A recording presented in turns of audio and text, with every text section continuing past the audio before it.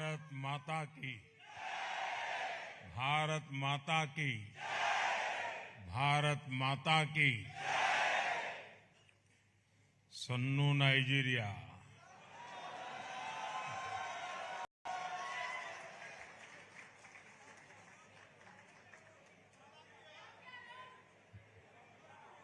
नमस्ते। आज आपने अबुजा में अजूबा कर दिया है।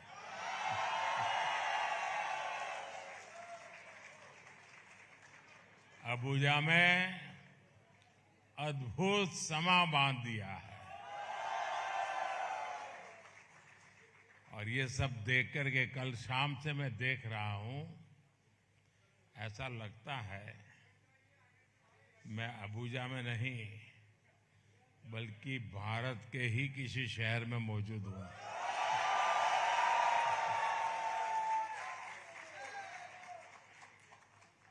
आप में से बहुत सारे लोग लेगोस, कानो,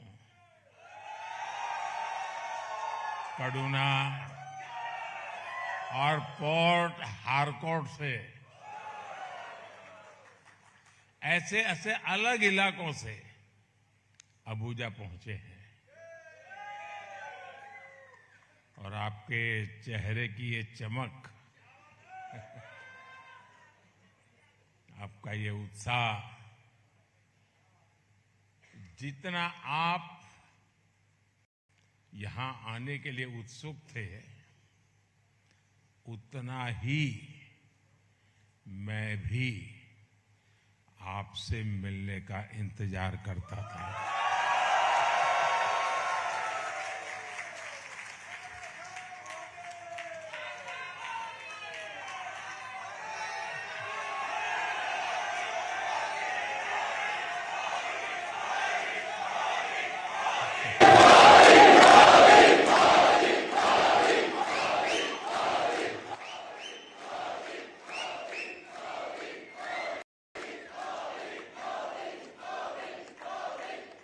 आपका ये प्यार, ये स्नेह, ये मेरे लिए बहुत बड़ी पूंजी है।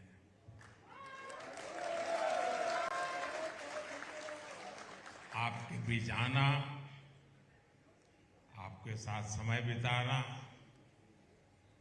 और ये पल जीवन भर मेरे साथ रहेंगे।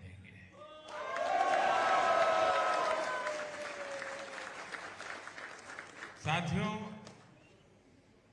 प्रधानमंत्री के तौर पर ये मेरी पहली नाइजीरिया यात्रा है।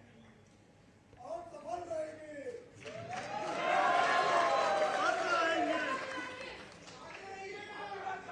लेकिन मैं अकेला नहीं आया। मैं अपने साथ भारत की मिट्टी की महक लेकर के आया।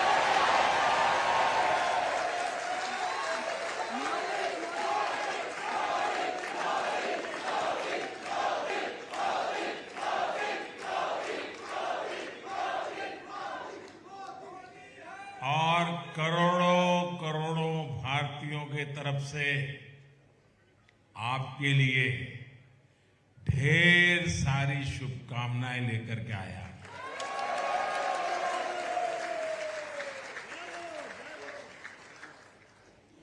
भारत की प्रगति से आप खुश होते हैं और यहां आपकी प्रगति पर हर भारतवासी का सीना चौड़ा हो जाता है।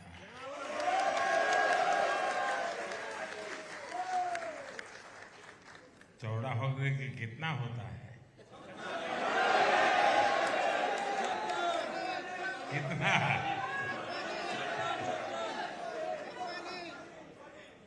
मेरा तो 56 हो जाता है।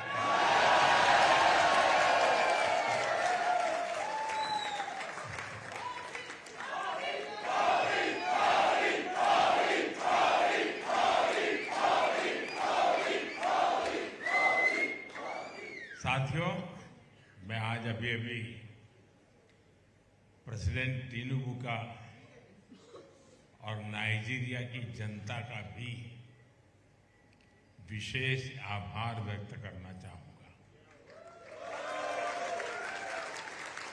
जिस प्रकार का यहां स्वागत हुआ है वो अद्भुत है।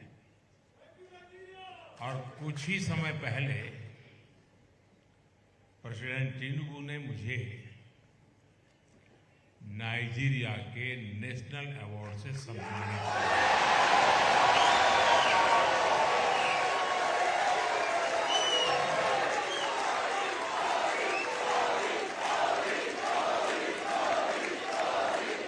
ये सिर्फ मोदी का सम्मान नहीं है, ये सम्मान भारत के करोड़ों करोड़ों लोगों का है और ये सम्मान आप सभी का है, यहां रह रहे भारतीयों का है।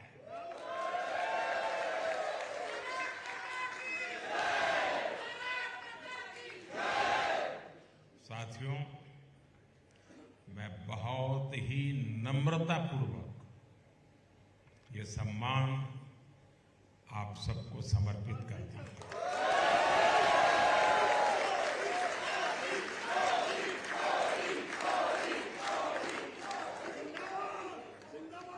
साथियों, प्रेसिडेंट टिनुबू से बातचीत के दौरान वो नाइजीरिया की प्रगति में आपके योगदान की बार बार तारीफ कर रहे थे।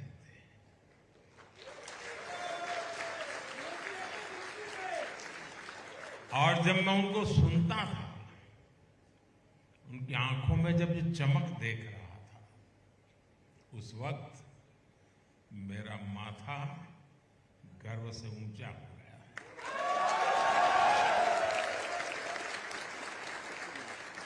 जैसा कोई फैमिली मेंबर करियर में बहुत ऊंचा पहुंच जाता है और जैसे उसके माता पिता को, उसके गांव वालों को उस पर गर्व होता है, वैसे ही भावना से मैं भरा हुआ हूं।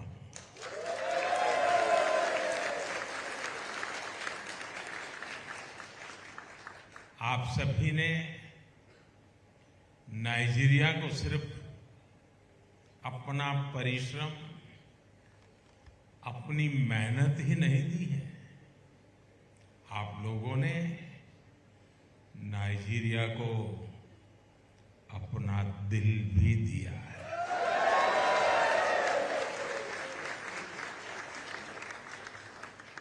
यहां का भारतीय समुदाय हमेशा से नाइजीरिया के हर सुख दुख में साथी रहा है। नाइजीरिया के लोग आज 40 या 60 में जो लोग हैं, उनमें से अनेक ऐसे मिलेंगे जिनको किसी न किसी भारतीय टीचर ने पढ़ाया होगा।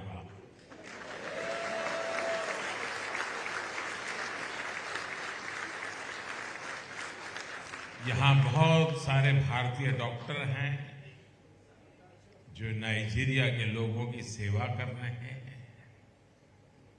नाइजीरिया में कितने ही भारतीयों ने अपना बिजनेस एस्टैब्लिश करके इस देश की विकास यात्रा में सहभागी बने हैं। आजादी से भी बहुत पहले किशनचंद चेलाराम जी यहां आए थे।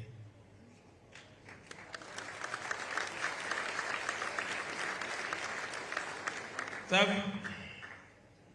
ये कोई नहीं जानता था कि उनकी कंपनी नाइजीरिया के सबसे बड़े बिजनेस हाउस में से एक बन जाएगी।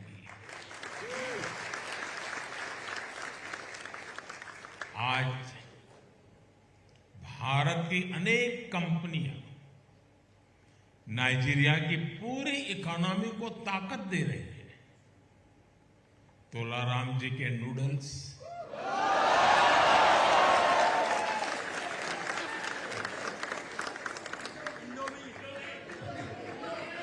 यहाँ घर घर में आनंद से खाए जाते हैं।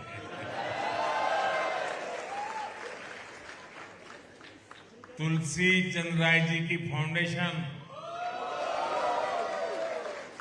नाइजीरिया के लोगों की जिंदगी में रोशनी भर रही है।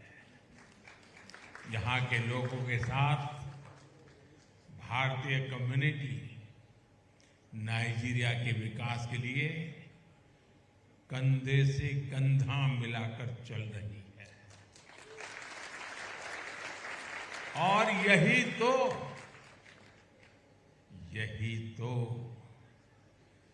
भारत के लोगों की बहुत बड़ी ताकत है, भारत के लोगों के संस्कार है।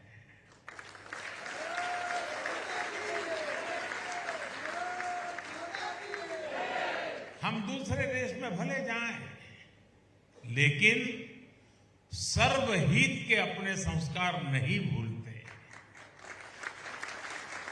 हम तो वो लोग हैं जो सदियों से अपनी रगों में उन संस्कारों को लेकर के जिए हैं जो पूरे विश्व को एक परिवार मानता है। हमारे लिए पूरा विश्व एक परिवार है।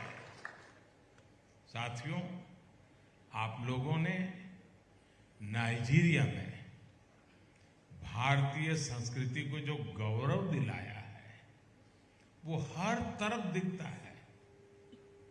यहाँ के लोगों में योग लगातार पॉपुलर हो रहा है। मुझे लगता है आप लोग नहीं कर रहे, नाइजीरिया के लोग तो कर रहे हैं। ये आपकी ताली से पता चल गया मुझे।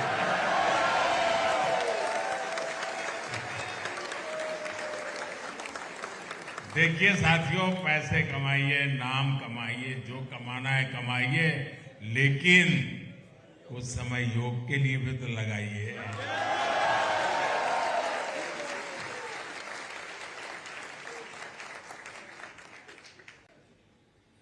और मुझे किसी ने बोला कि यहाँ के नेशनल टीवी पर अब योग का एक वीकली प्रोग्राम दिखाया जाता है।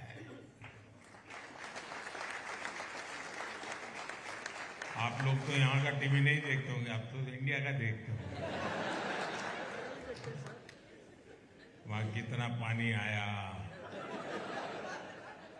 आज कहाँ एक्सीडेंट हो गया,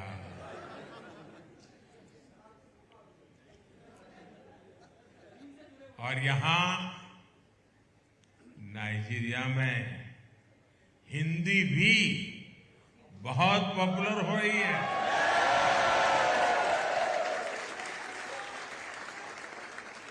नाइजीरिया के युवा, खासकर कानो के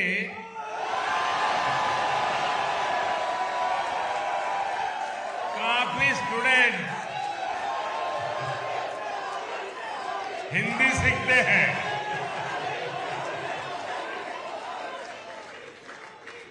और कानों में तो हिंदी प्रेमियों ने दोस्ताना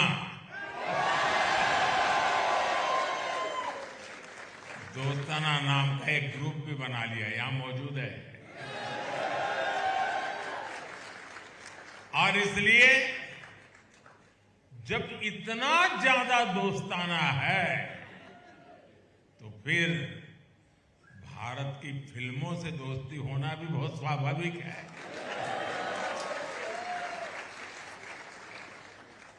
मैं अभी भोजन के समय गप मार रहा था सबके साथ, यहाँ के लोगों से। उनको भारत के सब एक्टरों का नाम मालूम है, सब फिल्मों का नाम। नॉर्दर्न एरिया में लोग भारतीय सोच दिखाने के लिए उमड़ पड़ते हैं। नमस्ते वाला,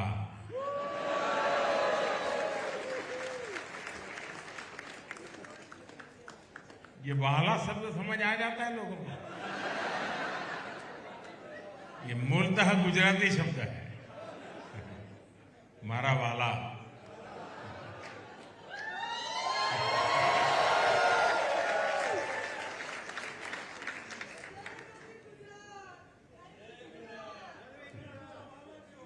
नमस्ते वाला जैसी फिल्में और पोस्टकार्ड जैसी वेब सीरीज यहां खूब पसंद की जा रही है। साथियों, गांधी जी लंबे समय तक अफ्रीका में रहे थे। उन्होंने अफ्रीका के लोगों का सुख दुख साझा किया। गुलामी के उस दौर में भारत और नाइजीरिया के लोगों ने आजादी के लिए, उसके जंग के लिए कोई कोर कसर बाकी नहीं छोड़ी। और जब भारत आजाद हुआ तो उसने नाइजीरिया के आजादी के आंदोलन को भी प्रेरित किया। आज भारत और नाइजीरिया संघर्ष के दिनों के साथी की तरह एक साथ आगे बढ़ रहे हैं। भारत मदर ऑफ डेमोक्रेसी है।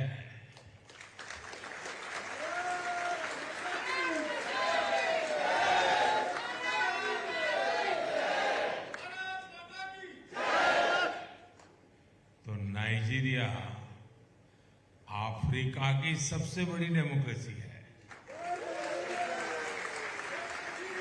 हम दोनों के पास डेमोक्रेसी की समानता है। हम दोनों के पास डायवर्सिटी की समानता है। और हम दोनों देशों के पास डेमोग्राफी की ऊर्जा है।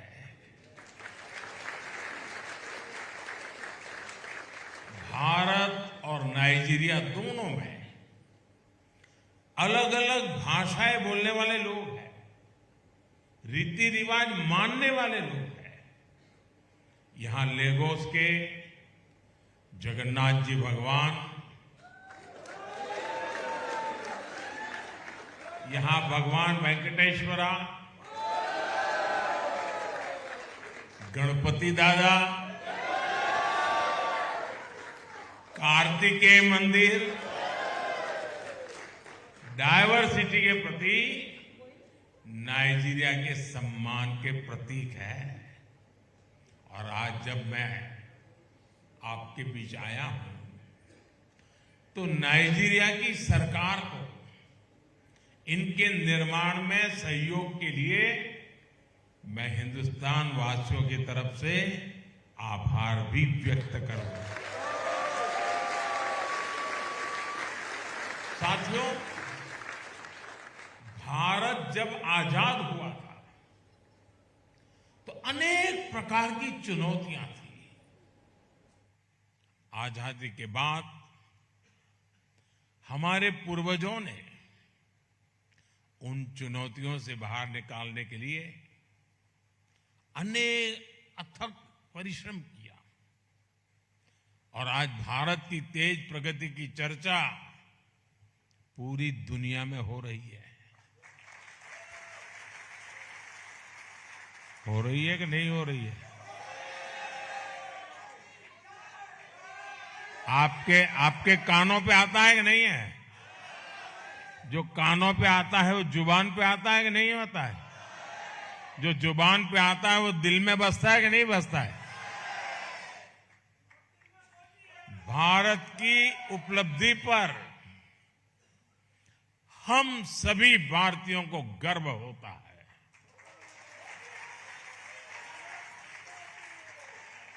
आप बताइए, आपको भी गर्व होता है कि नहीं होता है?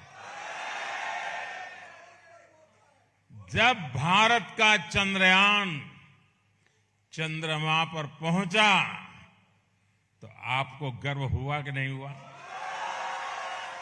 आप भी उस दिन आंखें फाड़ करके टीवी के सामने बैठे थे कि बैठे थे?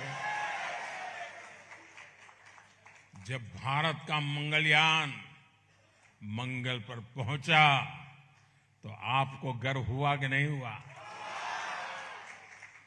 जब आप made in India fighter plane Tejas को देखते हैं, जब आप made in India aircraft carrier INS Vikrant को देखते हैं, तो आपको गर्व होता है कि नहीं होता? आज भारत स्पेस सेक्टर से लेकर मैन्युफैक्चरिंग तक, डिजिटल टेक्नोलॉजी से लेकर के हेल्थ केयर तक दुनिया के बड़े बड़े देशों का मुकाबला कर रहा है।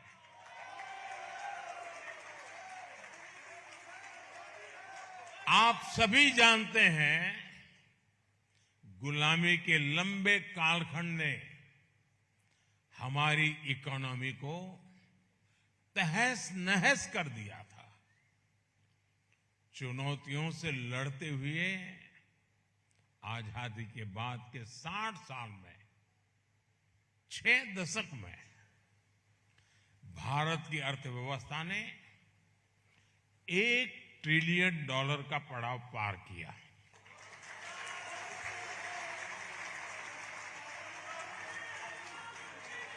कितने वर्षों में? भूल गए। कितने वर्षों में? कितने दशक? 6 दशक में कितना? मैं कोई टीचर नहीं हूं, मैं ऐसे ही पूछ रहा हूं। हम भारतीय डटे रहे और ताली अब बजानी है। ऐसे ही बजाओगे क्या?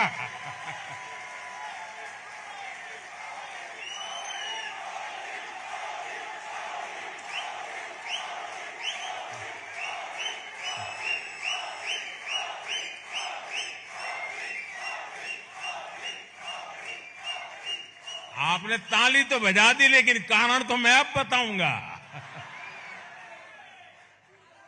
6 दशक में क्या हुआ वो आपने अभी ताली बजाई, अब ताली डबल बजानी पड़ेगी। बीते 1 दशक में भारत ने अपनी जीडीपी में करीब $2 ट्रिलियन और जोड़ दिया।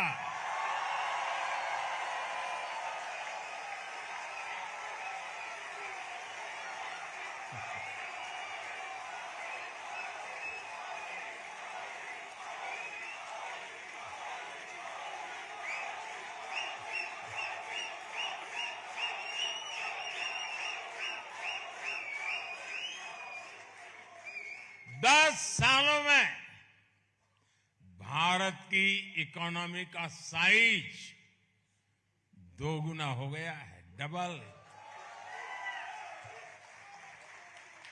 आज भारत दुनिया की 5वीं सबसे बड़ी अर्थव्यवस्था है। याद रहेगा ना?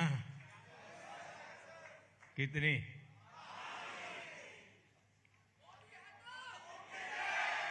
और वो दिन दूर नहीं जब भारत $5 ट्रिलियन की इकोनॉमी बन जाएगा।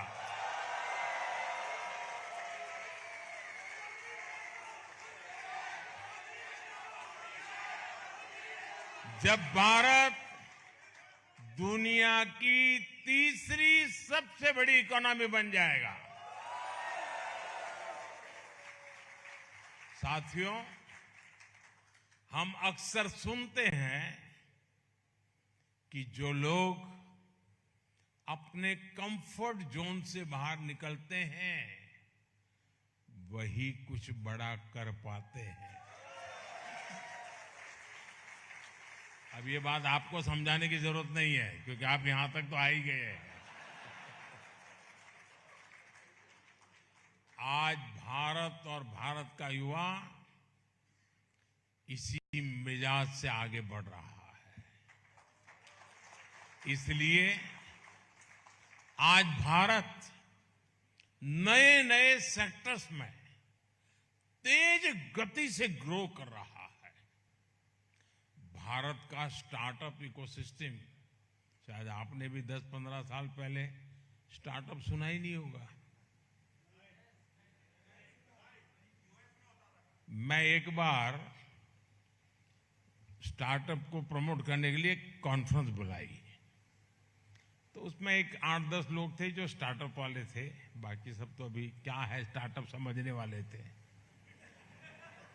तो उसमें बंगाल की एक बेटी वो अपना अनुभव शेयर करने के लिए खड़ी हुई, क्योंकि मुझे लोगों को समझाना था ये कौन सी नई दुनिया है। तो उस बेटी काफी पढ़ी लिखी थी, अच्छी नौकरी की हकदार थी और वेल सेटल थी। उसने सब कुछ छोड़ दिया। तो उसने अपना अनुभव बताया। वो बंगाली थी, तो वो अपने गांव गई। उसने माँ को कहा कि माँ मैंने तो सब छोड़ दिया, नौकरी वोकरी छोड़ दिया। तो माँ से क्या? तो बोले क्या करोगी? तो बोले स्टार्टअप करोगी। तो बोले महाविनाश। लेकिन आज यही हमारे नौजवान कंफर्ट जोन से बाहर निकलकर नए भारत के लिए नए सॉल्यूशन पर काम करने की ठानी, और नतीजा क्या शानदार निकला है। आज भारत में 1.5 लाख से अधिक रजिस्टर्ड स्टार्टअप्स हैं।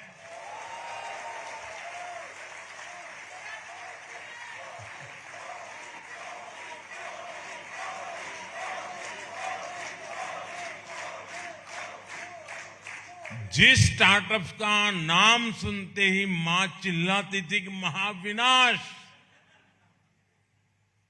वही स्टार्टअप आज कह रहा है महाविकास।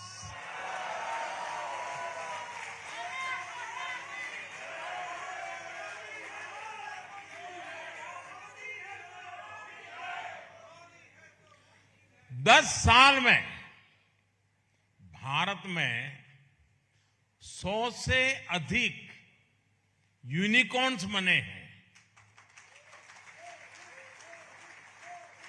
जरा मैं विस्तार से बताऊंगा तो तालियां ज्यादा बजेगी।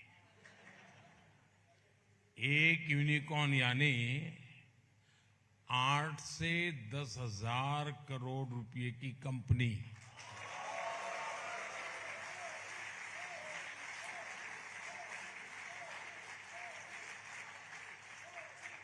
भारत के नौजवानों द्वारा बनाई ऐसी 100 से ज्यादा कंपनियां आज भारत के स्टार्टअप कल्चर का परचम लहरा रही है। और ये क्यों हुआ? क्यों हुआ ये सब?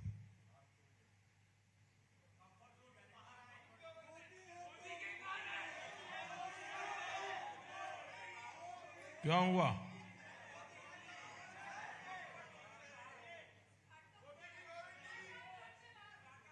ये इसलिए हुआ कि भारत अपने कंफर्ट जोन से बाहर निकल गया।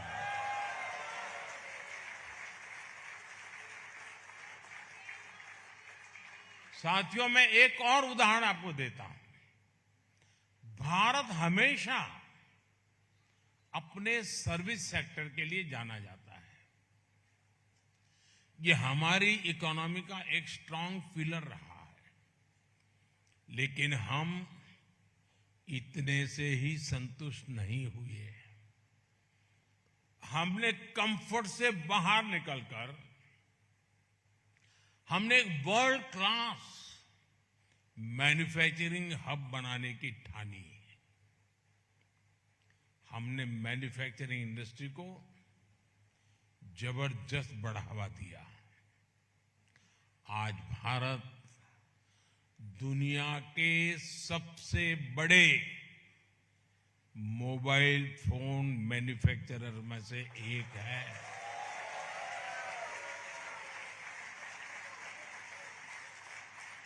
आज भारत में हर साल 30 करोड़ से ज्यादा मोबाइल फोन मैन्युफैक्चर हो रहे हैं। यानी नाइजीरिया को जितने चाहिए उससे ज्यादा। साथियों, 10 वर्ष में हमारा मोबाइल फोन एक्सपोर्ट 75 टाइम 75 गुना से अधिक हो गया है।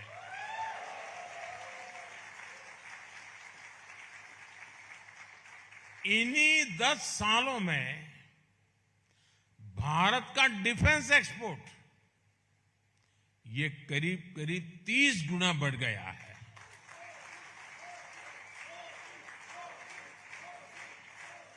आज हम दुनिया के 100 से ज्यादा देशों को डिफेंस इक्विपमेंट एक्सपोर्ट कर रहे हैं।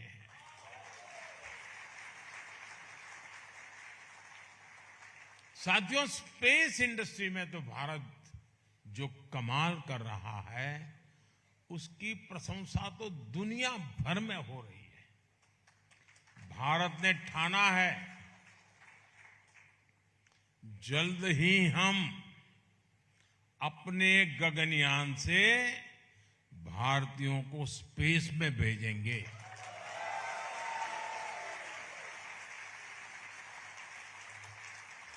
भारत अंतरिक्ष में स्पेस स्टेशन भी बनाने जा रहा है।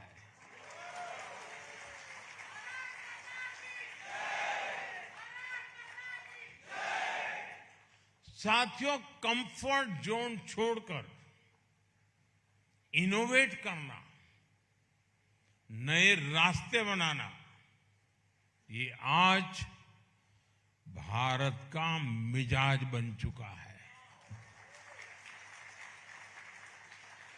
बीते 10 सालों में भारत ने 25 करोड़ लोगों को गरीबी से बाहर निकाला है।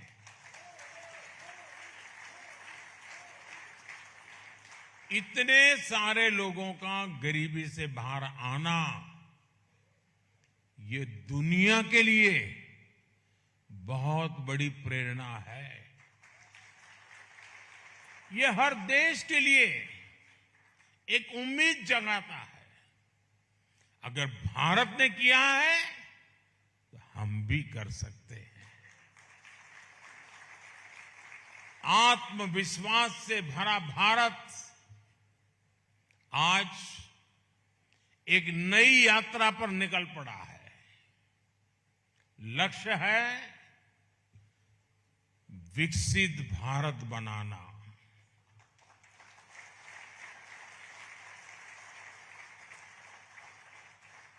जब हम 2047 में,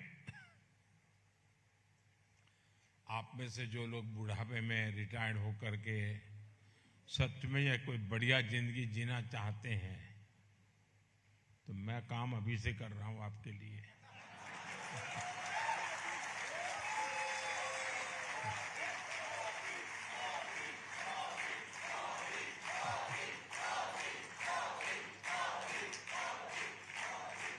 जब हम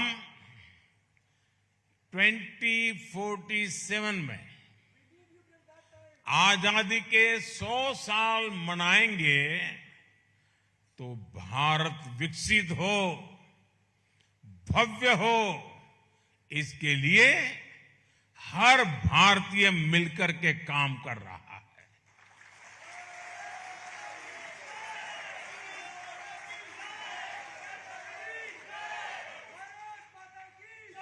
और इसमें नाइजीरिया में रह रहे आप सब लोगों की भी बहुत बड़ी भूमिका है।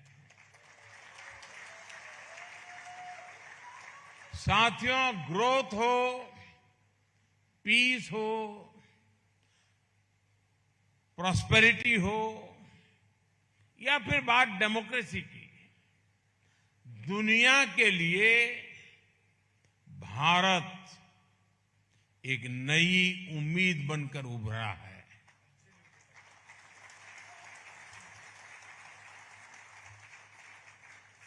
आपका अनुभव होगा, आप दुनिया में आप जहां गए होंगे, लोग आपको सम्मान की नजर से देखते हैं कि नहीं देखते हैं? नहीं, सच बताइए क्या होता है? आप जैसे ही कहते हैं ना इंडिया या हिंदुस्तान या भारत, वो हाथ छोड़ता ही नहीं है। उसको लगता है मैं हाथ पकड़ रखूंगा तो कुछ ऊर्जा मेरे पे आ जाएगी।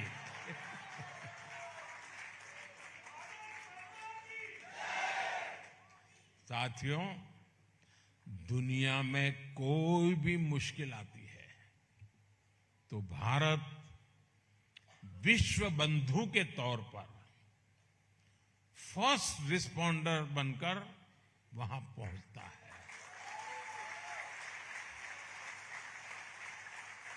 आपको कोरोना का समय याद होगा। उस समय दुनिया में कितना हाहाकार मचा था। हर देश वैक्सीन के लिए परेशान था और संकट की उस घड़ी में भारत ने ठाना कि ज्यादा से ज्यादा देशों को वैक्सीन दी जाएगी। यही तो हमारे संस्कार हैं। हजारों वर्ष पुरानी हमारी संस्कृति ने हमें यही सिखाया है। इसलिए भारत ने वैक्सीन का प्रोडक्शन बढ़ाया और दुनिया के 150 से ज्यादा देशों को, यह आंकड़ा छोटा नहीं है जी, 150 से ज्यादा देशों को कोरोना के समय दवाइयां और वैक्सीन भेजी।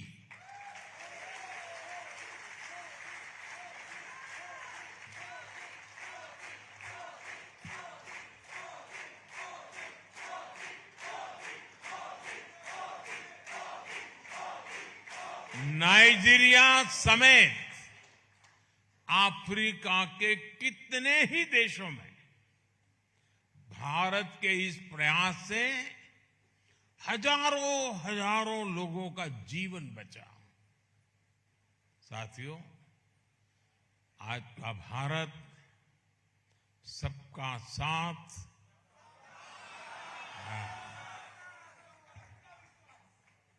सबका साथ, सबका विकास पर यकीन करता है।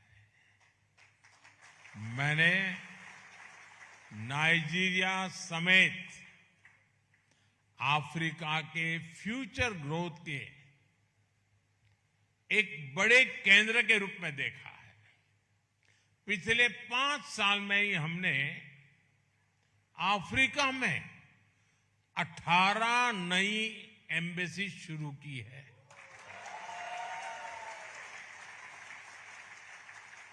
बीते सालों में अफ्रीका की आवाज को ग्लोबल प्लेटफॉर्म पर उठाने के लिए भारत ने हर संभव प्रयास किया है।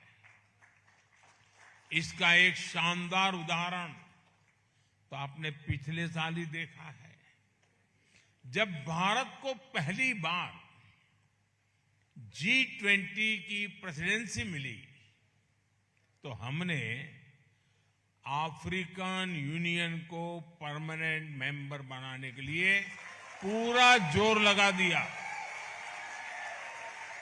और भारत को उसमें सफलता भी मिली। मुझे खुशी है कि G20 के हर मेंबर देश ने भारत के इस कदम को भरपूर समर्थन दिया और भारत के निमंत्रण पर नाइजीरिया ने वहां गेस्ट कंट्री के रूप में पूरी शान से इस इतिहास को बनते देखा।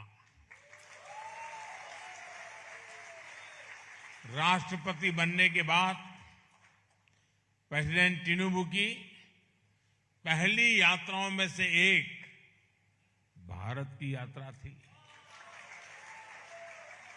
और G20 के लिए भारत आने वाले प्रेसिडेंट टिनुबू सबसे पहले मेहमानों से में एक थे।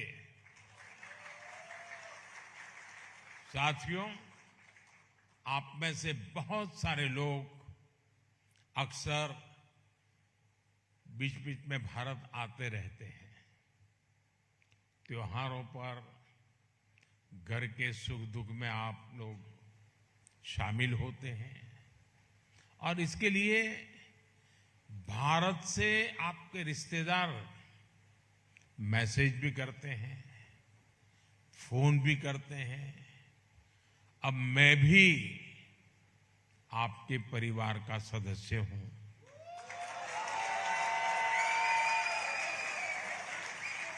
खुद आपके बीच हूं तो मैं भी आपको एक विशेष निमंत्रण देना चाहता हूं।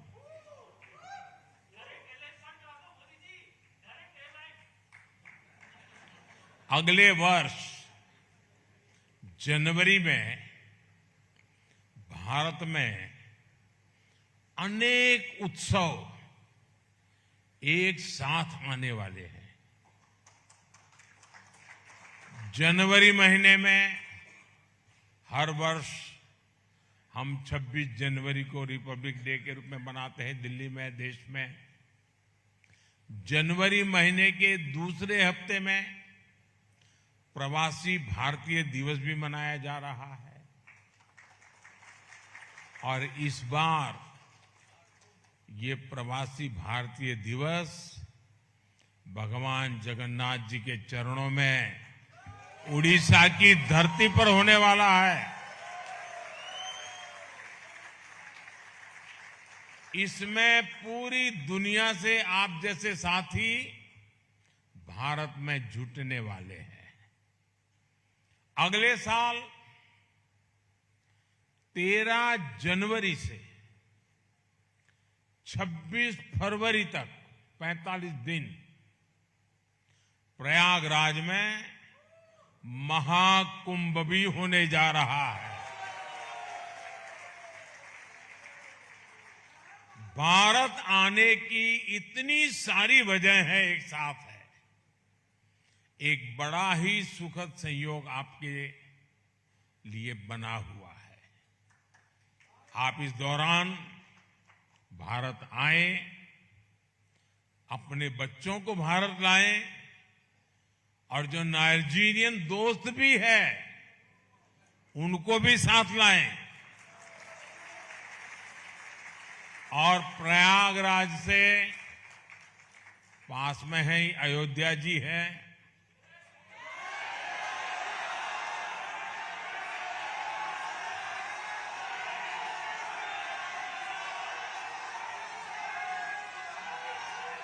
काशी भी ज्यादा दूर नहीं है। कुंभ में आए तो आप वहां जाने का भी प्रयास करिएगा और काशी में जो नया विश्वनाथ भगवान का धाम बना है, पूरा देखने जैसा है। और अयोध्या में 500 साल बाद